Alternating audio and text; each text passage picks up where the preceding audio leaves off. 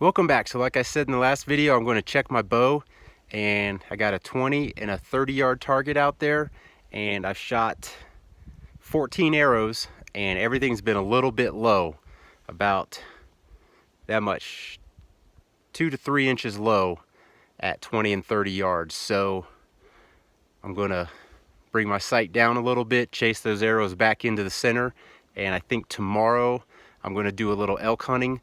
I'm heading out to a spot that's a little bit a ways, maybe 3 or 4 miles straight line from where Brian and I were hunting, and I'm kind of going out there blind. I got some spots, some points of interest I want to check out, so kind of a recon hunt. I'm going to have my bow with me. I've got an antlerless elk tag and a bear tag for the area, so maybe I can get lucky.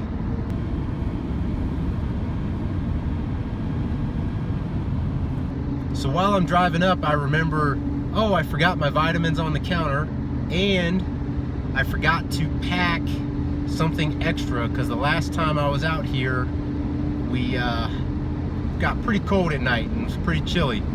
But at least I know this, so I'll probably just go to sleep with a layer or two of cold weather gear on.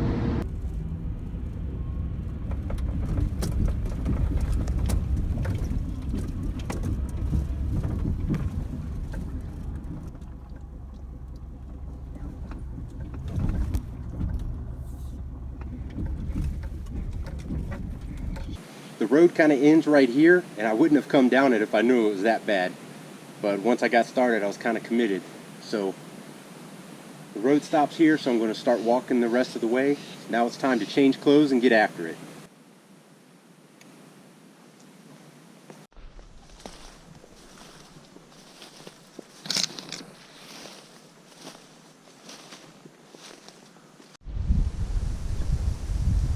Well, I want to get on the back side of that hill, go up that little spot out there.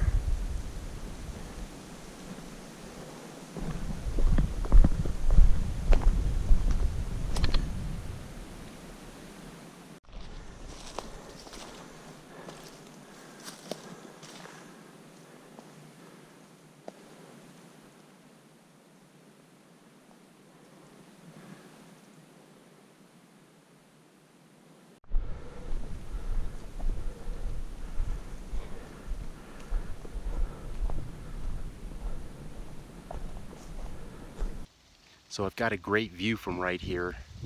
Here's a panoramic, and I'll probably camp within 100 yards right here. I've got water nearby, and I can also get another good start first thing in the morning with some glassing.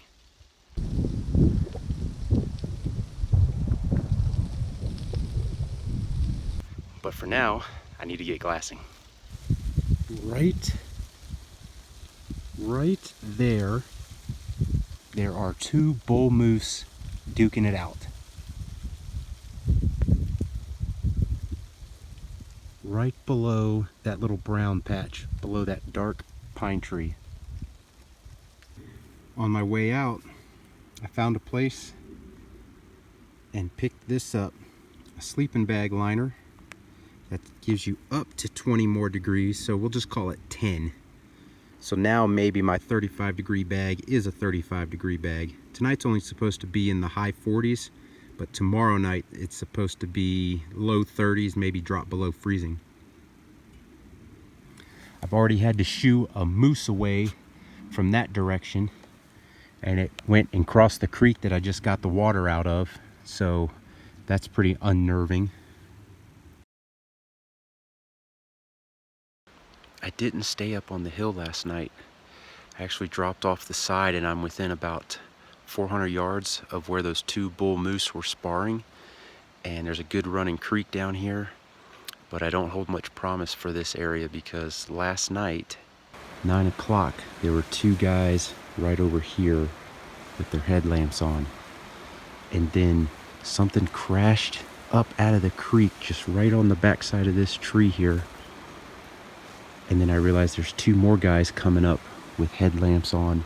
So whatever that was, it was trying to avoid those guys. And then they linked up and they were loud over here, and they were calling for a guy when they saw my light. So I had to yell back and say, not him. And then this morning, I'm standing here and a guy walks across right there. He's over there and he's made a bugle. He's made a couple cow calls and a bugle. Now last night while I was setting up camp and trying to get my water done right there, a moose, I'm not sure if it was a bull or not, but it came from right there, and so that's only about 35 yards, and it came up and gave me the ooh, and so I hit it with my light, told it, hey moose, and then it went off on the back side of the trees across the creek, kind of down where I got water from, and left out that way. And then at 2:30 in the morning, 4 guys came out from the same spot, walked right through here. I heard them say, there's something hanging in the tree, which is my filter. And they're like, hey, there's a tent right there. And they kept walking on down at 2:30 in the morning. That's dead in the middle of the night. I don't know if they were coming or going or what, but don't hold much promise for the area. And I should have stayed up top because I don't have much to glass here. So let me show you my little camp setup. After the moose, I went and I got a bunch of sticks and little logs, and I tried to barricade myself into this spot.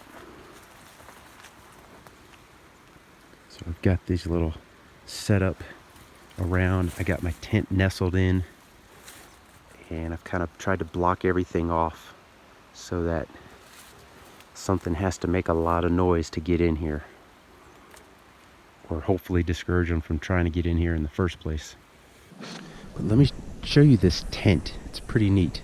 It's a Walmart tent. It weighs under 3 pounds and it's under $35.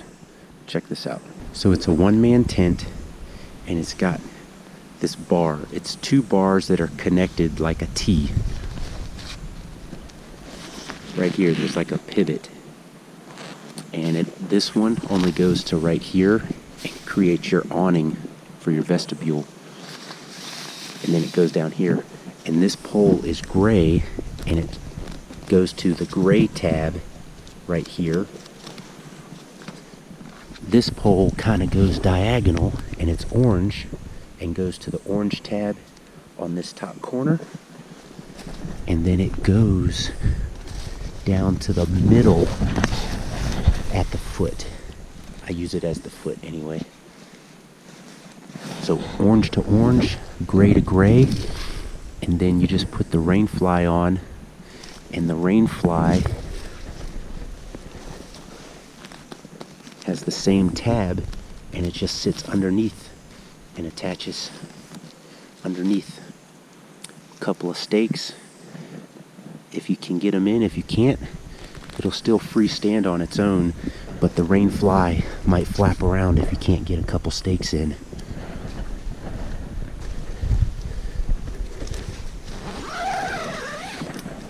So this gives you a vestibule.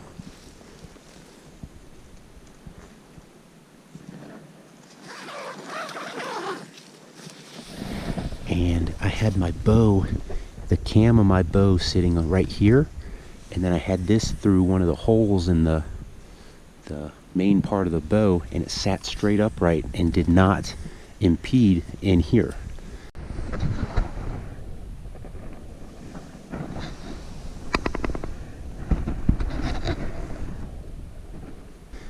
So that worked out pretty good. And then here I had my pack mostly under the vestibule.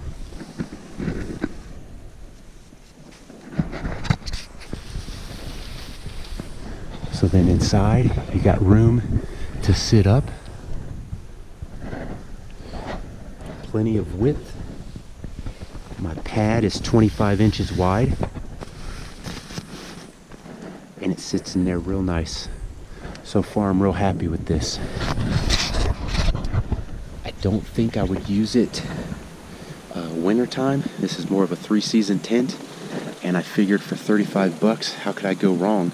If something happened to the poles or something because it's kind of cheap, then I can still use the rain fly or this as some kind of a bivvy or a tarp type deal and rig something up so that I could sleep under it and stay out of the dew at least.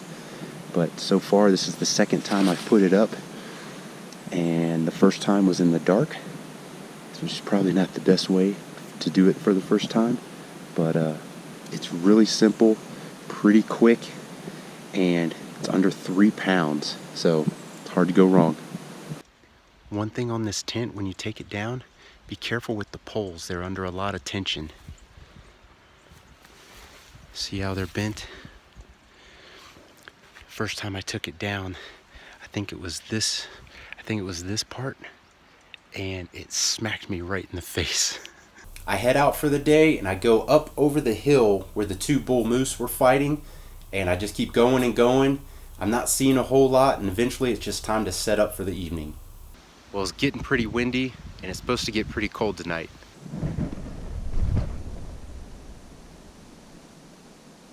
I've set up camp over here, and there was some sign, a little bit of sign and some fresh bear poop on the back side of these dark trees. So I'm gonna go set there for the last 2 hours of daylight. And if there's nothing there, then I just don't have a lot to go with. I'll end up packing out in the morning.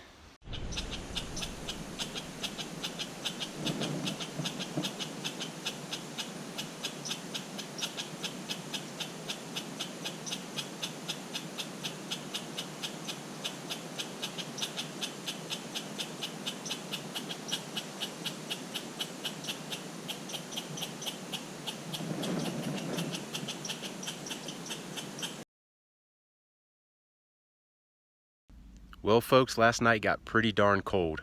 I had both my layers of polypro on, and at 3 in the morning I still had to break out these guys. Stuck one in my waistband, stuck one under my shoulder, stuck one under my thigh, but another few degrees and I would have been shivering. But I think this is going to wrap up my archery elk season for this year. This area just seems to be a dry hole. There's sign, it's all old, and so I think they've just been pushed out of here because I'm not as far back as I thought. There are some trails back here that don't show up on a map, and so I think they're just pushed out probably deeper in a few more ridges. So with that, I still got to get back to the truck. I got to go up, right up over this, drop off about 700 feet. There's a trail on the other side of the creek at the bottom, and then go about 1.5 miles toward my truck, and probably just have to break country for 1/2 to 3/4 of a mile and regain that 700 feet of elevation to get back there. So I think this will do it. This is going to be me signing off on this one. As I head out here, I wonder, why did I wait so long to start this type of backcountry hunting? It's really enjoyable, challenging, and I hope I have many more seasons yet to come.